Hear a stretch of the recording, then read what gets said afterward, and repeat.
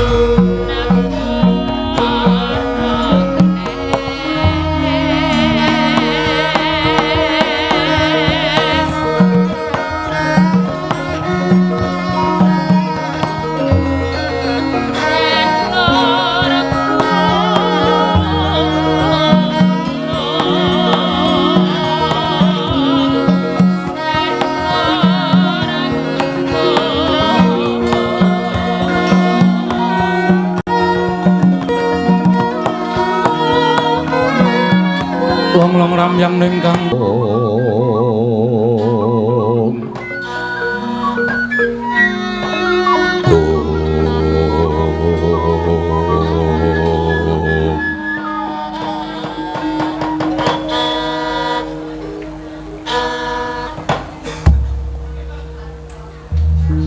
Niwang Sukmono mangadine luwih ana sasmintaning sun jagat wasisaning Ubathara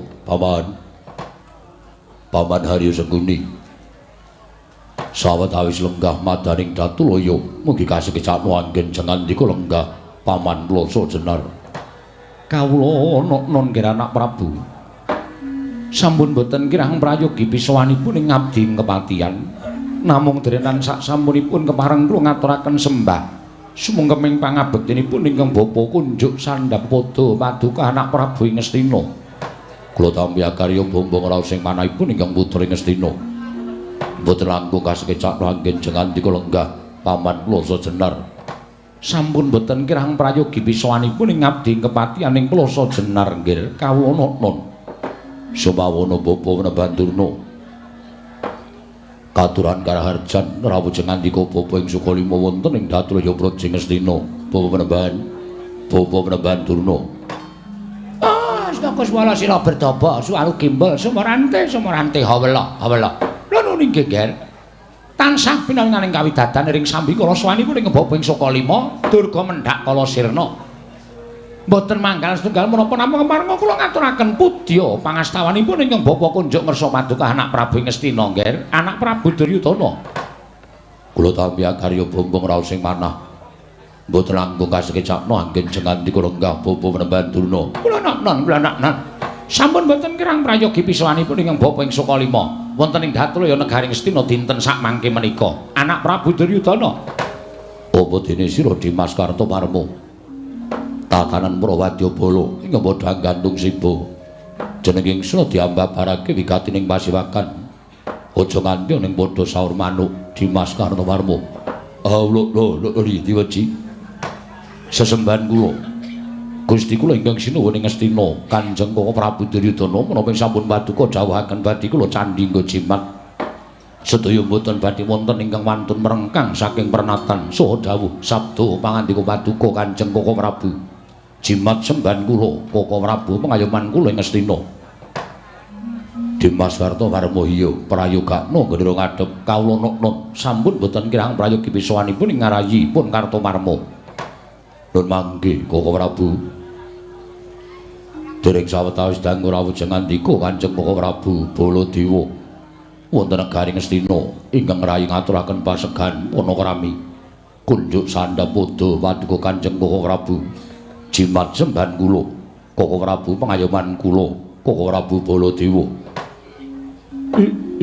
Jagat wasisaning Bathara wayah tur jagat Pathi Indrajala Dewaku. Yayi. Sampun kula tampi asung pambagenipun Yayi Prabu akarya bombong raos sing manahipun ing Ngraka ing Mandura.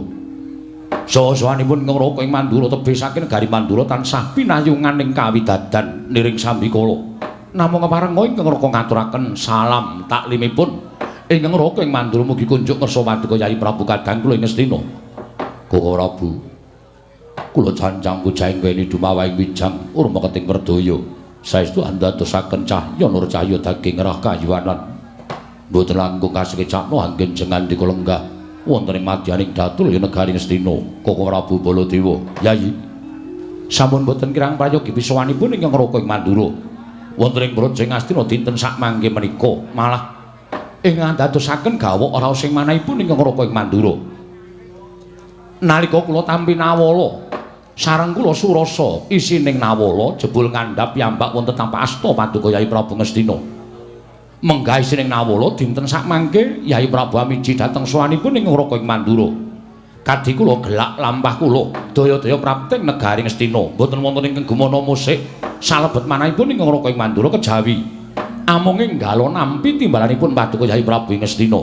Yayi gandeng sak mangke Ngraka sampun kepareng sowan wonten ing Datulaya menggah menapa ta wigatosipun ing Ngraka nedya nganglungaken jangga nelingaken karna midhanget sabda tama paduka Yayi Prabu. Kula triparing pangandikan ingkang Ngraka ing Mandura nedya midhangetaken ingkang Tedela Yayi Ngastina. Hendra ingkang muswita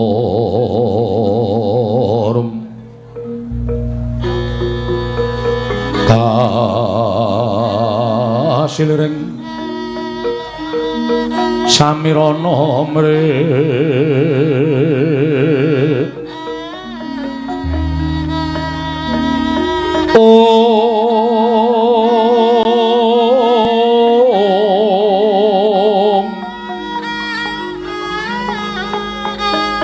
sekar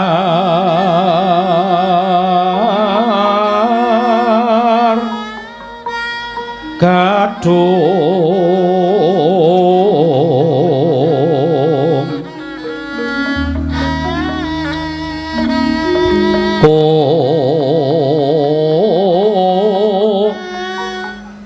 ngas kandanyo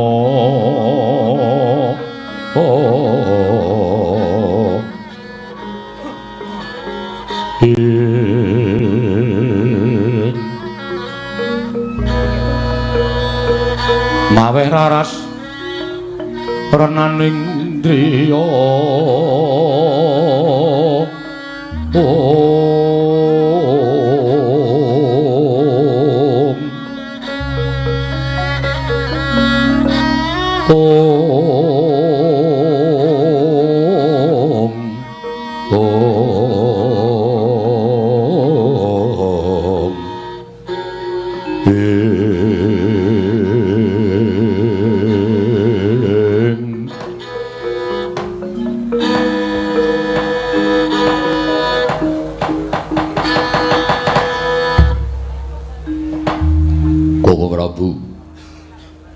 Semban kula Koko Prabu pengayoman kula sewu-sewu kalapatanipun ingkang rayi tadah wadana dene dinten samangke kula wantun ngrawuhaken paduka Kanjeng Koko Prabu Yayi mboten dados sabab jernyatanipun sampun dados kewajibanipun ngroko ing Mandura minangka dados pengayomanipun kadang-kadang kula para Sata Kurawa sampun ngantos katimbalan ing Wancirina nadyan ing Wanciratri ingkang kala mboten badhe swaling kayun. Mugi kepareng Mbah Barono menapa menggah wigatosipun wonten ing madyaning pasewakan. Dinten sakmangke kula mboten badhe ngrembak perkawis tata kaprajan. Kula mboten badhe ngrembak perkawis kedaton negari Ngastina, namung badhe kula rembak perkawis kula warga negari Ngastina ingkang wonten gandeng jenengipun kelawan ingkang rayi Ngastina Punduryudana. Nuwun sewu. Mestinipun mboten kedah ngawontenaken pasewakan jer menika dados perkawisipun paduka Yayi Prabu pribadi ingkang mestinipun sedaya para nayaka punggawa lan para kawula boten kenging ngawuningani menggah perkawis kula warga paduka Yayi Prabu nanging gandeng sampun sesek raos ing manah kula bingung bingleng bengal-ngelangan kedah kados pundi margi ingkang kedah kula lampahi mila tumunten kula ngawontenaken pasewakan supados sakmangke para sepuh saged paring kepajar dhateng manahipun ingkang putra ing Ngastina Punduryudana. Mekaten nggih. Kula trembabaraken wigatosipun menapa? Koko Prabu. Paduka prisa piyambak bilih kula anggenipun sampun mangun bebrayan kaliyan Yayi Ratu Banowati putri saking negari Mandaraka. Katresnan kula menika persasat saben boten sagedipun nembakaken agengipun tresna kula kelawan Yayi Ratu Banowati menika persasat mungkuli dhateng jagat menika upaminipun pejah gesang kula menika kinarya nambak dhateng katresnanipun Yayi Ratu Banowati tentu kula ikhlas lahir batin nadyan bondo donya derajat pangkat menika kula totohaken supados sakmangke Yayi Ratu Banowati tetep tresna kaliyan ingkang rayi ing Ngastina Punduryudana. Kula mboten badhe awel, tuwin mboten badhe anggrundel. Anggen kula tansah sengkut pranata tata rakiting negari Ngastina. Minangka dados makutaning bangsa Ngastina. Menika ugi krana sinandhing dening Yayi Ratu Banowati. Nanging mugi andadosna ing kawuningan Koko Prabu sampun wonten tigang candra menika solah selaganipun Yayi Ratu Banowati beneh kelawan adat ingkang sampun benten kalawan adat ingkang sampun kelampah mangke piye ingkang dipun wastani beneh kalawan adat ingkang sampun beda karo adat lupiya sing wis kelakon menika kersanipun kados pundi Koko Prabu. Yayi Ratu Banowati kados sampun kecalan katresnan kaliyan Punduryudana ing atasipun kula menika Nalindra ing atasipun kula menika ratu. Yayi Ratu Banowati menika minangka dados prameswari, kewajibanipun prameswari menika tansah leladi dhateng menapa ingkang wonten gandeng jenengipun kaliyan Punduryudana. Nanging sampun tigang candra menika nuwun sewu pendak-pendak Yayi Ratu Banowati menika kula caketi tansah ewa satemah malingos. Mboten purun aben ajeng kaliyan ingkang rayi Punduryudana. Wongsal wangsul kula tambuhaken menapa ta sababipun gadhahi sloga ingkang kados mekaten. Yayi Ratu Banowati mboten nate waloka lan mboten prasaja kaliyan ingkang rayi Ngastina. Nadyan nalika mapan sari wonten ing madyaning patenggan ingkang mestinipun kula dipun ladosi sak tataning tiyang bebrayan. Nah Yayi Ratu Banowati tansah anyingkur pendak-pendak kula jawil malah dipun kipataken tangan kula. Oh Prabu, Koko Prabu lelampahan kados mekaten menika kados pundi anggen kula badhe nglampahi mongko kula menika mboten saged gesang menawi mboten nyanding kalian Yai Ratu Banowati. Kula menika ratu kok gawe wedang dhewe. Mboten dipun ladosi dening Yai Ratu Banowati dahar ingkang saben dinten kula menika tansah dipun ladosi. Nanging sampun tigang condro menika mboten ate dipun rencangi dening Yai Ratu Banowati. Upami Yai Ratu Banowati menika sampun boten tresna halan ingkang rayipun Duryudana. Koko Prabu, kula pasrah negari menika dhateng estanipun Paduka Kanjeng Koko Prabu Baladewa. Kula badhe pados margining pejah. Kula boten saged gesang menawi boten sinanding dening Yai Ratu Banowati. Koko Prabu, Siang Pantara ratri amung cipta pukulun. Om Tanono liwan kaheksti mila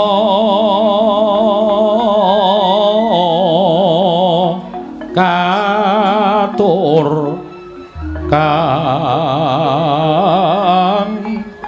condo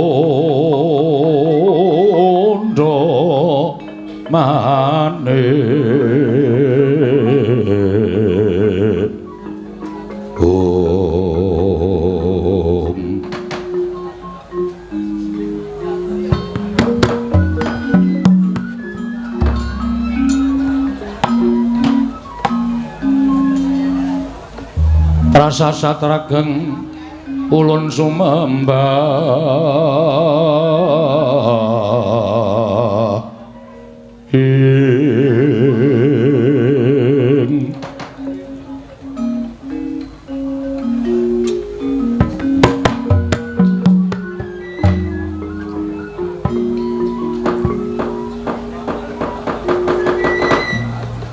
ing jagat Dewa Bathara jagat pangestu Ngara.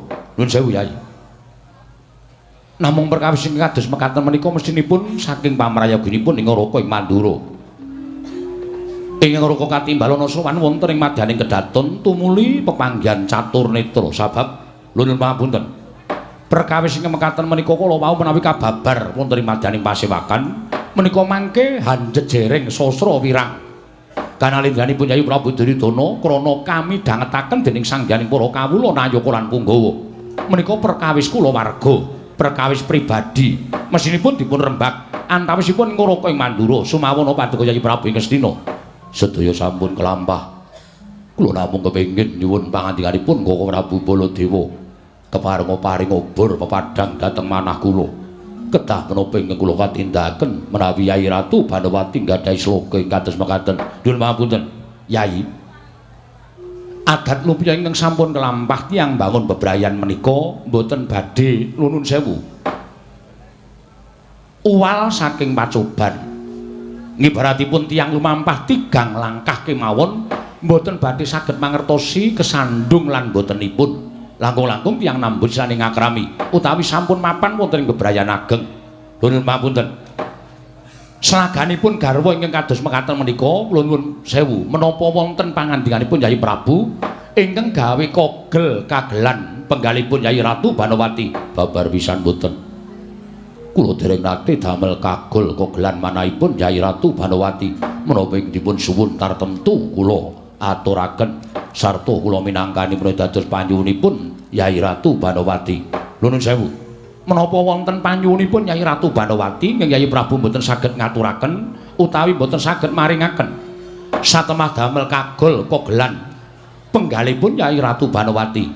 Koko Prabu bebasan tumuruning lintang rembulan menawi menika saged kula gayuh tertentu badhe kula paringaken dhateng Yayi Ratu Banowati. Sedaya menapa ing dados panyuwunipun Yayi Ratu Banowati menika mboten nate kula damel kogel kagelan penggalipun Yayi Ratu Banowati. Nanging selaganipun Yayi Ratu Banowati kados mekaten menika ndadosaken jibek raos ing manahipun ingkang rayi Duryudana. Wiladala nuwun pamunten. Paman Sengkuni kula wonten dawuh. Paman Seneng menika langkung sepuh tinimbang Yayi Prabu Duryudana. Mesinipun nate nglampahi lelampahan kados mekaten menika. Lha nuwun sewu. Menawi perkawis kula warga ngaten menika estunipun kula mboten kenging tumut-tumut, mboten kenging canduk lawung. Krana menika perkawisipun anak Prabu Ngastina. Inggih prawi atur kula menika mangke kaleresan menawi mboten lak marah damel wirangipun ingkang bapa ing kematian.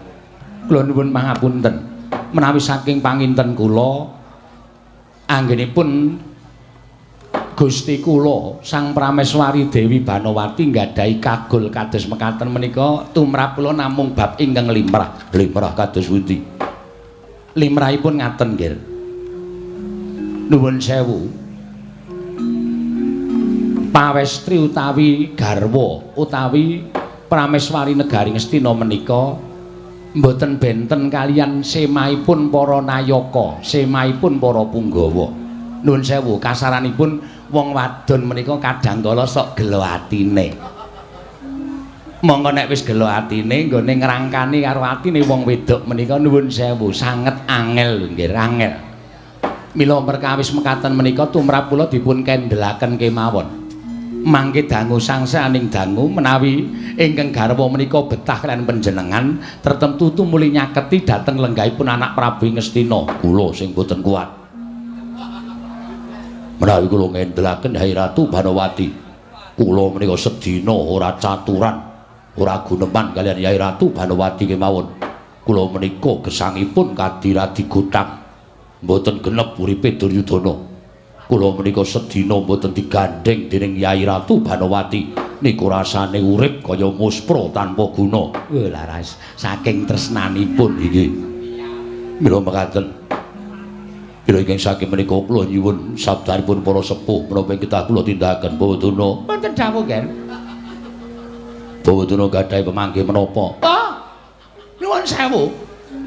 Menawi bab perkawis menika estunipun kula mboten saged matur. Menawi paduka menika nyuwun priksa Kakang Durna mboten badhe wonten marginipun. Liripun kados pundi? Mergi kula nuwun sewu, garwanipun Kakang Durna menika benten kaliyan garwa para nayaka punggawa lan titah Ngubatara. Liripun kados pundi? Nuwun sewu, Kakang Premban Durna menika mboten nggadahi tetimbangan wujuding titah sawantah. Namung satu kewan. Menika tumrap kula mboten saged dipun suwuni pemanggih. Mangke riyen Dik Patih. Arep kaya ngono niku wong do nyebutake garwa Sukalima menika widodari Mejawantah. Arep widodari kaning keleke papat. Kok keleke papat? Lah nek kewan tak keleke rak ya papat to. Nuwun sewu nggih, sampun ngantos midhangetaken aturipun Adipati Harya Sengguni. Menawi saking pemanggihipun ingkang Bapa ing Sukalima garwa ingkang gadahi sloga ingkang benten menika wonten pinten-pinten perkawis. Pinten-pinten perkawis kados pundi? Setunggal kados ingkang dipun ngendikaken anak Prabu Baladewa menika kogel kagelan manahipun krana mboten saged katurutan menapa sedyanipun.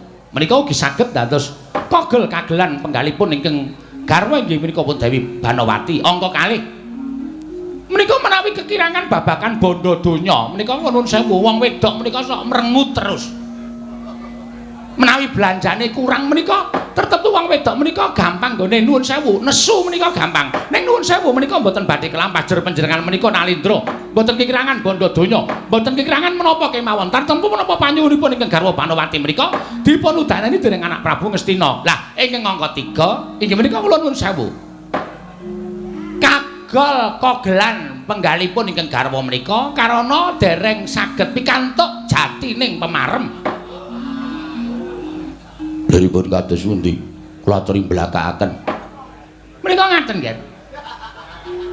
Pikantuk jatining pemarem menika nuwun sewu. Kridaning wanita lan priya menika kula nuwun sewu. Ingkang kakung mboten saged ngladeni ingkang putri menika dasaipun dadosaken cuwa penggalipun Piyai Putri satemah lajeng kogel kagelan manahipun kados mekaten menika. Kosik to mbok diterangke sisan. Dicethake lereke tembunge Kakang Premban Durna kuwi apa? Nuwun sewu Dik Patih menika wonten kedaton. Kudu nganggo tata krama, kudu nganggo unggah-ungguh. Tegesipun ngaten kemawon. Kula kangelan gawe ukara menika Dik Patih. Mang cethake kemawon. Sing kakung loyo ngaten kemawon. Menika dados jalaran kogel kagelan penggalipun ingkang garwa pun Dewi Banowati. Nuwun sewu, menika estu lho. Ingkang angka 3 menika ingkang rungsit lan rumpil lan menika ingkang bebayani. Ingkang angka salajengipun inggih menika menawi ingkang garwa menika kapilut utawi nggadahi cukuling rasa tresna dhateng priya sanes. Boduna. Wonten dawuh. Nyai Ratu Banowati menika mboten nate medal saking negari Ngastina. Mboten nate medal saking taman negari Ngastina. Kula mboten pitados menawi sak mangke Nyai Ratu Banowati menika nggadahi raos tresna dhateng priya sanes. Lho, nuwun sewu menika namung ngatur kok, Gen. Kula namung ngatur. Tur sedaya menika kala wau saged dipun tandha lan saged dipun mangertosi.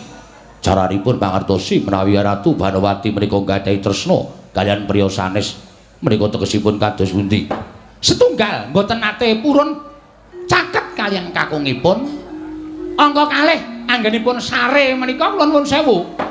Nengga kakungipun sare rumiyin lajeng nembe sumusul sare.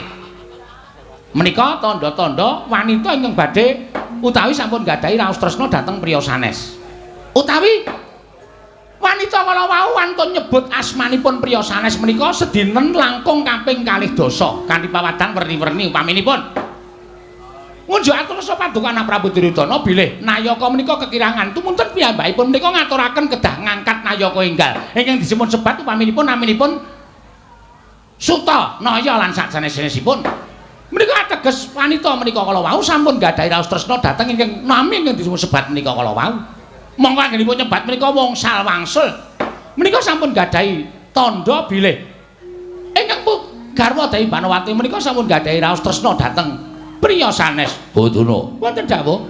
Sampeyan ampun bebudhek banyu bening kahanan negara Ngastina. Nyai Ratu Duryudana menika nembe jibeg bebek penggalihipun. Lah kok malah panjenengan nyeritakaken cariyos kados mekaten menika rak nambahi kodheng penggalihipun Nyai Prabu Ngastina. Lho, kula mboten kok ngarani utawi kula menika mboten kok nuduh dhateng Dewi Banowati supados Dewi Banowati menika nggadahi raos tresna dhateng priya sanes menika mboten. Namung menika contoh kok, Ger. Contoh dados kula menika sampun nganalisa. Apa, Kang? Nganalisa. Pendhita kok omongane tekan nganalisa barang. Tegesipun sampun niti priksa, anglejah, duwe nanggelar, duwe nanggulung. Larampan menika pancen nyata saestu. Mila saking parayaginipun ingkang bapa ing Sukalima dinten sak mangke, Ger. Saenipun ingkang garwa Dewi Banowati menika dipun tanting menawi nggadahi panyuwunan. Panyuwunanipun menapa? Menawi nggadahi pamultah-pamultahipun menapa?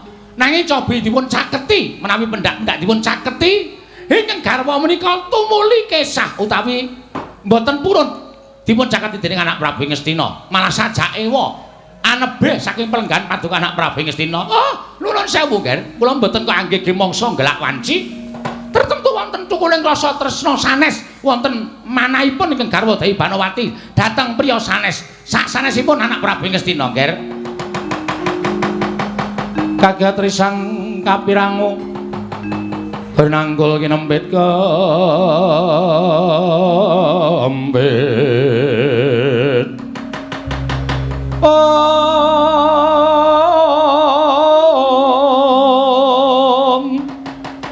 Dosang reknaning bawana ya si tukang walang ati ya si tukang sing tias ya si tukang kutu kering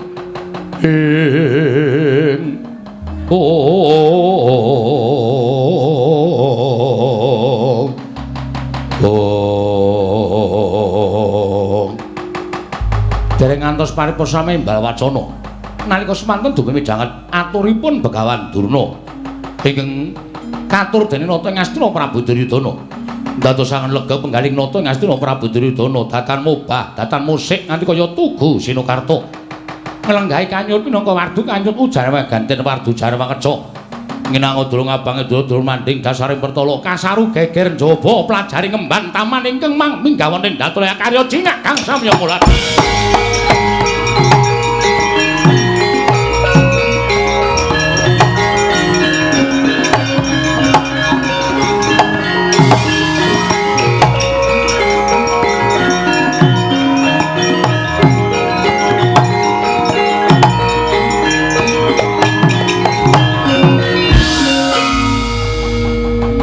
jamban.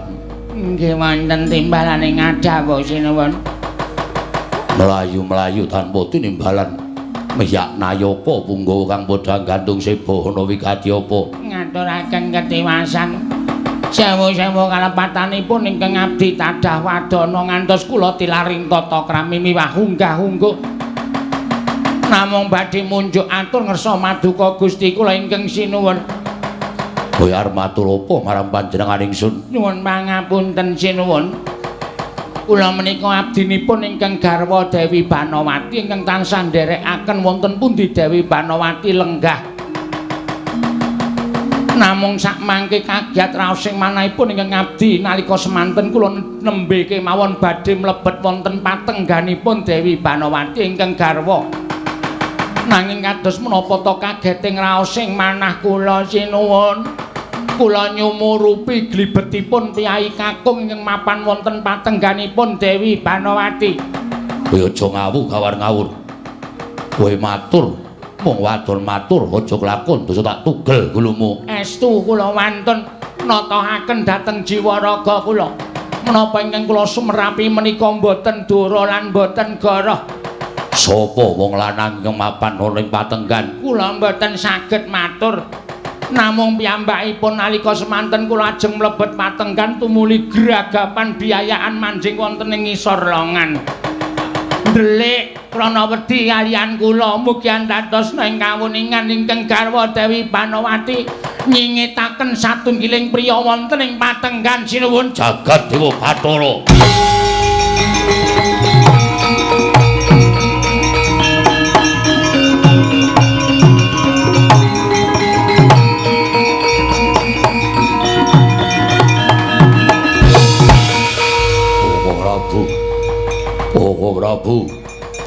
Prabu Baladewa ndara dasih napa sing dingendikake Bapa Mrembandurna. Yai Ratu Banowati sampun boten tresna kaliyan kula ketitik aturipun nemban. Yai Ratu Banowati nyingetaken satunggiling priya mapan wonten ing patunggan iblis anak kula piyambak, Yai.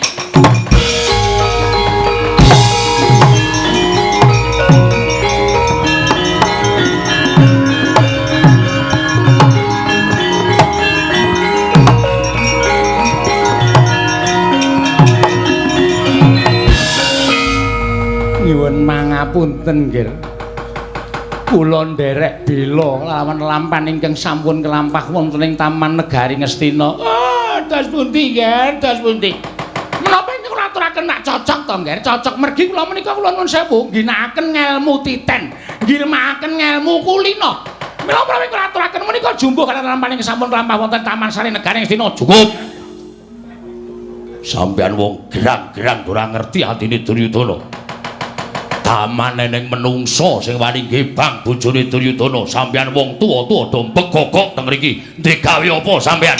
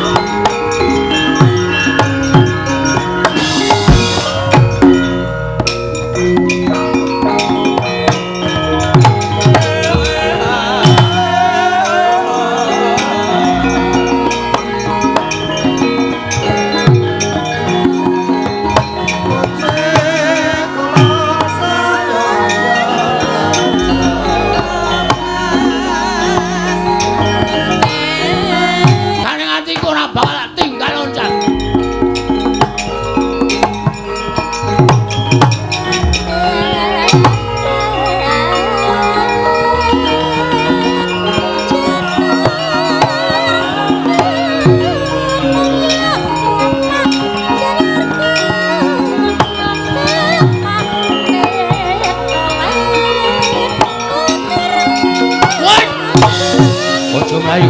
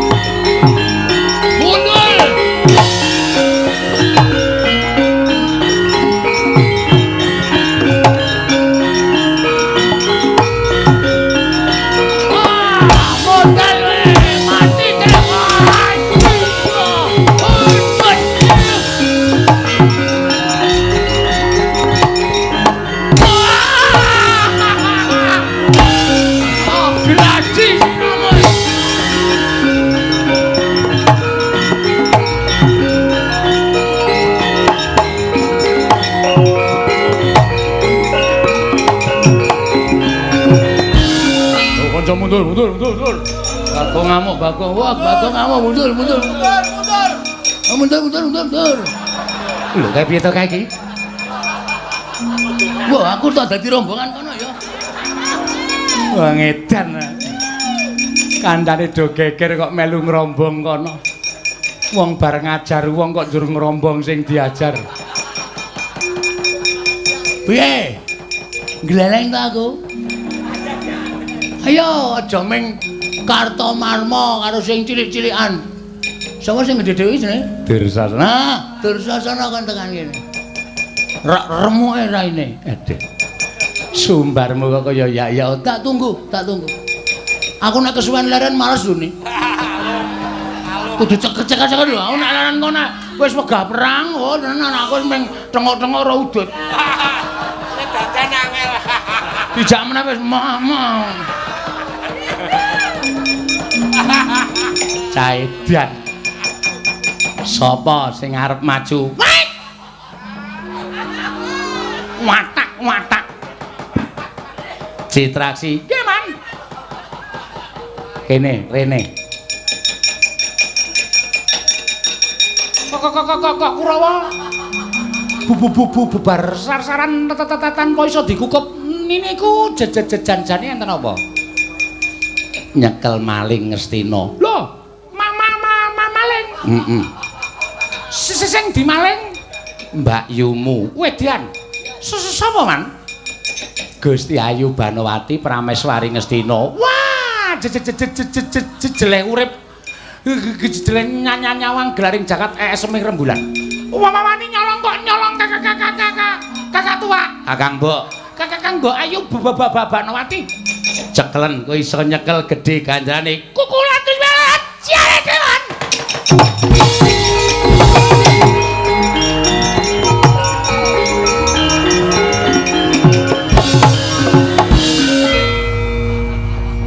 Munggo gawa plinteng tak plinteng sirahe.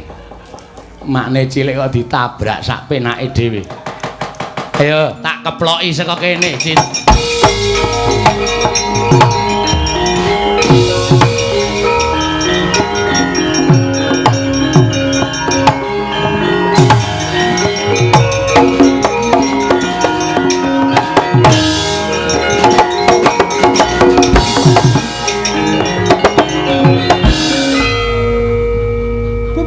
Bajigur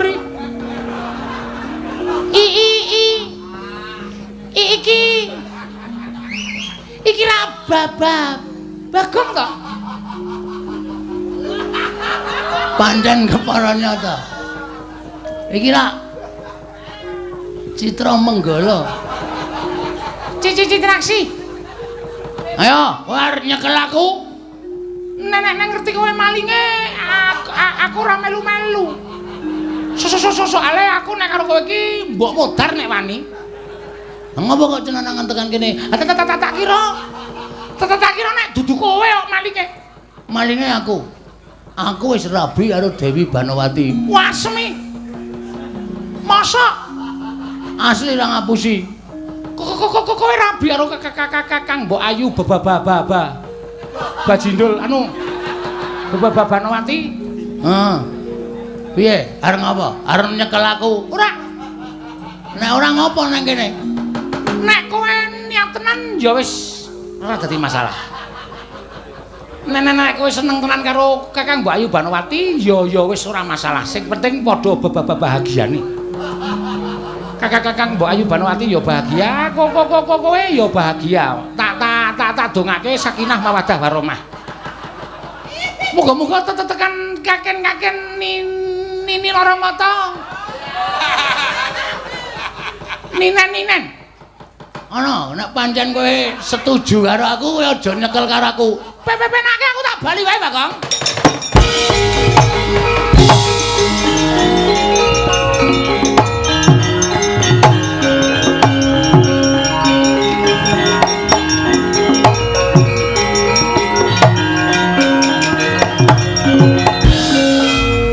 Ora sida perang. Jebule. Nek ra tak pernahke mengarep awur-awuran kowe. Jebule. Dudu wong kono-kono kok, Man. Dudu wong kono-kono. Lah sapa? Sing dadi maling niku Bagong. Lah iya. Lah ya aku ngomong nek Bagong to. Sampeyan ora ngomong nek Bagong. Sesampeyan ping ngomong nek ana maling sing ngebang Dewi Banowati. Kula mlayu sifat kuping bareng ketemu wonge matane sak ndok ceplokan. Cangkepe ambone ra Jawa-Jawa ning nganggo sandangan kasatriyan. Lah iya. Bagong. Lah terus tak dongake ana bledhek nyambro ndasmu. Sing apik nek ngomong. Karo anake kok kaya ngono lho. Aku nggagas kowe iki suwe-suwe iso mangkel lho, Dik. Lara sirahku. Saiki aku tak takon karo kowe. Memang takon ning aja angel-angel. Ya. Banowati iki sapa? Mbak Yu kula. Kuwi bojone sapa? Bojone Kakang Prabu Duryudana. Lah iya. Terus nek Mbak Yumu bojone kakangmu dipek Bagong kuwi kowe ikhlas ora? Tergantung sing lakoni. Tergantung sing lakoni piye? Nyatane Bagong iso dhaup karo Dewi Banowati, ateges Dewi Banowati ya gelem karo Bagong. Ya wis, nek diparani wong seneng padha seneng kejaba mung ditirabekke. Sampeyan rasa ganggu karo Bagong. Nek kakangmu Nalindra Ngastina ngerti apa ora nesu?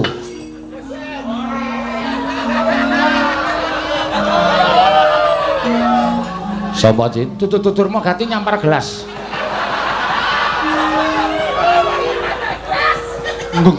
Gobek ra karo-karuan. Ha iya. Rumangsaku Pun mantandangi kula mboten ajeng melu-melu. Pun monggo. Kula ora arep melu-melu. Dur, Nun. Nyekel maling lho. Mboten. Lho. Malinge Bagong pun kewirangan mboten sah maju. Kula pirang-pirange bubar mawut ora karu-karuan. Napa melih kula mengke malah kisinan man. Mbak Yumu digebang karo Bagong kajenge mboten apa-apa. Oh, iki padha-padha gelem nglakoni kok dadak dikisru. Pun kula tak teng mriki mawon. Ora mangkat. Mboten pun telat men 7:30. Kaya sekolah wae rumangsamu.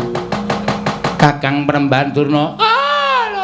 Lole Bagong ora pasrah bongkoan tiban cundha maneh ora jeblok kuwi muncul tentang Durna.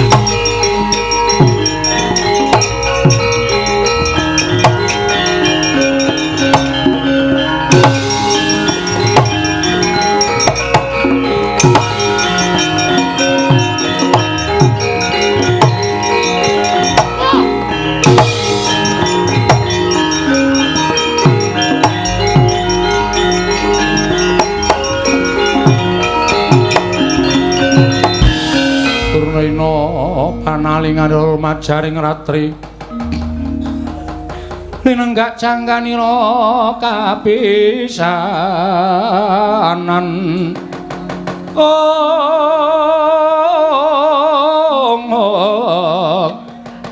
aneng perang Bratayuda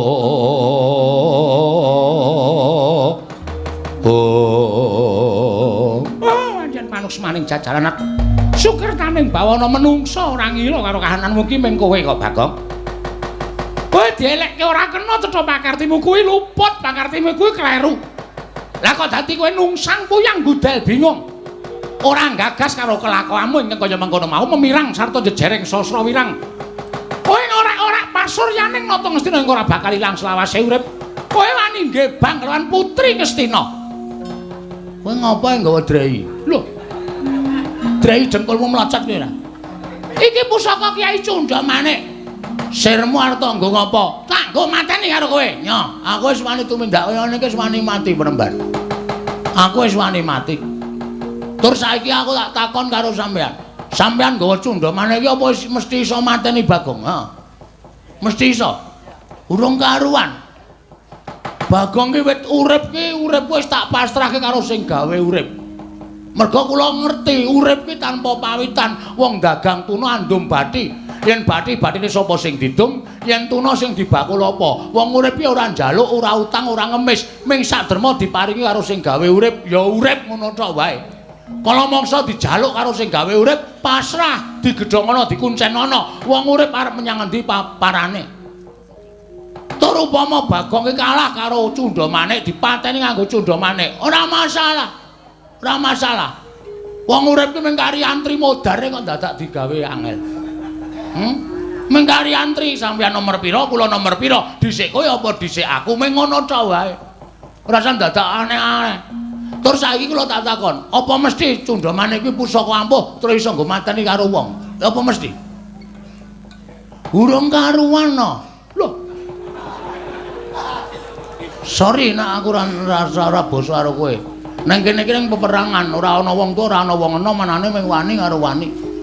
Dadi aku ora perlu nyebut kowe iki penembahan, ora apa-apa aku nyebut kowe no utawa dur ora masalah. Saiki ngene ya. Kowe ngerti ora? Pusaka ampuh ki ora kok saka sing duwe, ning saka sing gawe urip. Apa-apa sing ampuh ki mung saka sing gawe urip, mergo diparingi daya karo sing gawe urip. Ning nek sing gawe urip ora maringi daya karo pusaka kuwi, ora ana apa-apane. Kowe tau ngerti critane Nabi Musa lho? Pendhita ming serban karo ketemu sing putih. Atimu ndok bosok. Nabi Musa duwe tongkat, tongkate ming kayu, ning mergo entuk firmaning sing gawe urip. Musa tongkat kuwi sabetno ning Laut Merah. Mergo entuk firmane sing gawe urip, tongkat sing maune kayu dadi digdaya, sabetke laut iso mbelah. Ning nek ora entuk firmaning sing gawe urip, tongkat mau ya ming kayu ora ana dayane apa-apa. Ora beda karo pusakamu kuwi, tok gonggongke, tok ndel-ndelke, ning nek sing gawe jagat Cundamanik ora ana kekuatane mungsuh Bagong. Nyo, timbakno. Ora ana kekuatane, Dur. Modar we mungsuh iki.